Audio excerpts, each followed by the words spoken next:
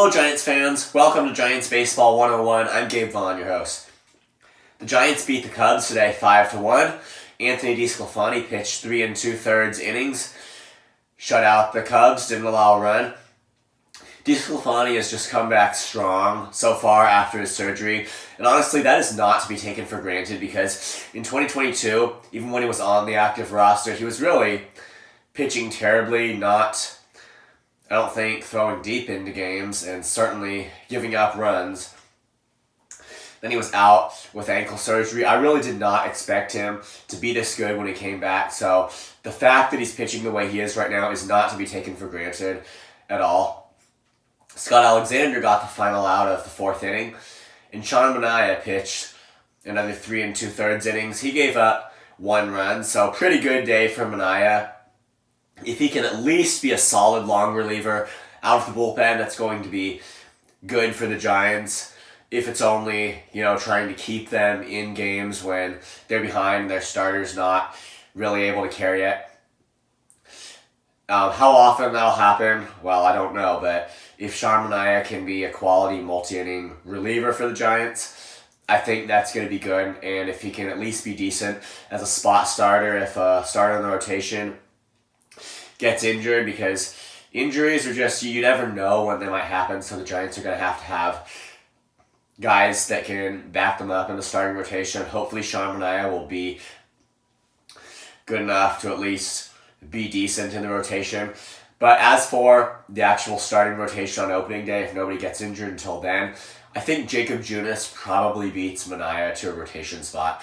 I know this belief, it might not be popular, but I think if one of them has to be the long reliever, I'd say that's Manaea. I think Junis probably does beat him to a rotation spot in an ideal world. But the Giants will have to keep evaluating the two. David Villar hit a double today, and Bryce Johnson had 2 hits, including a double.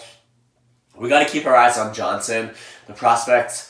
The offensive prospects we've really been looking at have been Casey Schmidt and Blake Sabol, but Johnson, the way he's showing up now, is no one to sneeze at, and I think his speed, this may be a guess here, but I think his speed is going to be very useful both offensively and defensively, and defense is something the Giants need to be at least average at, and at least at most positions in 2023. And just considering Bryce Johnson's speed, I mentioned last time that he could add on some speed in 8 innings, especially with the pickoff attempt limits.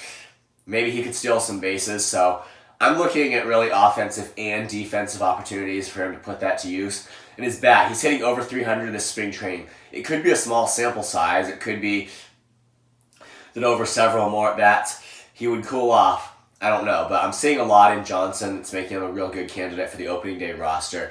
I honestly think he should make it if he continues to play the way he's playing.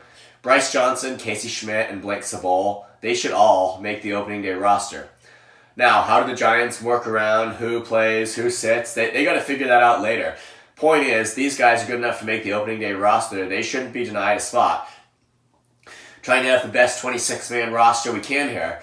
Giants can figure out who starts, who does what later, but the point is, they're on the team. So the Giants are really picking it up now, winning games. And I've mentioned before, if you're going to have one bad half, one good half, I'd rather have the good half be the second half of spring training. Now the Giants, we're really seeing the pitchers and hitters they're more likely to rely on in the season, so it's pretty much, you see a starter come in, how he's performing, you got to give a lot of weight to that. I don't really see Tristan Beck making the opening day roster, certainly not Kyle Harrison, but when Anthony DeSclafani starts like he did today, that's what we have to pay immediate attention to, because he's going to be on the opening day roster for the Giants. And in an ideal world, Logan, Webb, Stripling, and Anthony DeSclafani will all be great for the Giants when the season starts. Their rotation is just going to have to be good. they're going to have to come into games just doing the right stuff. And you could win or lose at any point in the game, be it the early or the late innings. So we're just looking at the whole, all elements of the Giants' game here. They're going to need to be perfected as much as possible. Sergio Romo did not pitch in this game for the Giants. I heard that he was playing catch. He'll probably get into a game soon. We're going to have to see if that slider is still there. His fastball, I don't think it's that fast anymore, but we're going to have to see if he can do anything with his slider. Look at all like he used to be in the good old days when he played for the Giants. I don't know that he's even planning to play this season, but honestly, if he can impress and use his fastball and slider combination effectively and get hitters to swing, get them to chase, just beat them on those two pitches, the Giants do decide that he'd be a fit for the opening day roster, then he's going to have to decide not to retire. It's just going to be too big of an opportunity. Personally, I think if the Giants were to put Romo on the opening day roster, he'd stick around. He wouldn't retire. But they have to evaluate him first, see if he really can be any real good in the Giants' bullpen.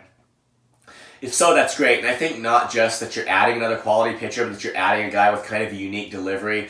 I think that's good when a team has ways of mixing it up. Sometimes it's the hard flamethrowers, and then maybe you change it up and have a submariner come in. I think when a team has the option of doing that, it's really good. It just gives the batters whole new things to adjust to, and as you get deep into a game, I think that can oftentimes be really helpful. If batters aren't always seeing the same thing, they have to adjust, and just adding Romo could be really good if he can pitch well. He'll join, well, he doesn't pitch the same way as Tyler Rogers. He'll join Tyler Rogers, the guy who can throw like differently from the norm, but I think Romo has a particular thing here with his slider that it's at least going to be something new for hitters. I mean, his slider kind of stopped working like recently in his career. I'm just not sure what it's going to be like in 2023, but he'd be a good guy to have in the bullpen if the Giants could manage to get him into top shape.